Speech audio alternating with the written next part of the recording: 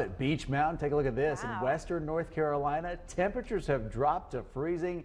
And yep, they are blowing snow on the ski slopes. Good news for the skiers and snowboarders after the 2 weeks of warm weather that we've been having. I know that's some answered prayers for those snow areas up there. Well, welcome back to the Fox 8 News at 4:30. I'm Chad Tucker. And I'm Adrienne DiPiazza for Natalie Wilson. Kate Gardner is here. Kate, maybe cold out there in the west, but what's going to happen here? Well, I'll tell you what's going to happen here. We're certainly going to see some cooler temperatures. It's no secret. We just talked about this. It was a windy day today. You're still feeling some of those wind gusts out there right now.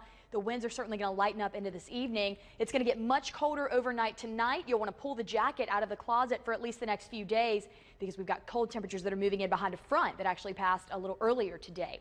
Take a look at some wind speeds. A lot of wind speeds in the 20s. Winston-Salem and Greensboro, 21 miles per hour. Burlington, 20 mile per hour wind speeds. A little lighter in areas like High Point and Lexington at 7 miles per hour and 6 mile per hour wind speeds up in King. So really, depending on where you are, some of those winds starting to lighten up a bit. Take a look at the wind gusts. Now, you're going to notice some of the data not coming in here, but what is coming in is showing large wind gust. 29 mile per hour wind gust in Winston-Salem, 21 mile per hour wind gust up in Mount Airy and down in areas like Albemarle and Salisbury, and 26 mile per hour wind gust in areas like Burlington, Alamance County today. So take a look at our weather bug camera over High Point. It's been a really nice day and visibility is abnormally clear due in part to these heavy winds. And you can actually see Pilot Mountain and Saratown Mountain just in the distance over there. But this right here, downtown High Point, and it is an absolutely gorgeous day to get outside with your family. So make sure you do that because after today, temperatures are really going to be cooling down.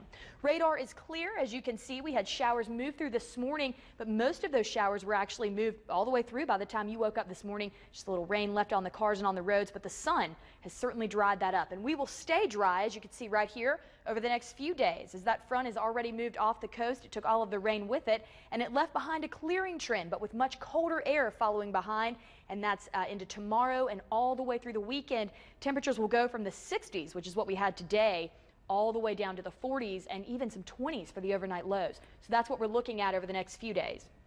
Temperatures right now, you'll notice we're in the mid to high 50s and still some 60s left here on the map in areas like Denton and Albemarle, but we are in the mid 50s in High Point at 54 degrees, 56 in Lexington and Thomasville, and 57 up in Greensboro this afternoon.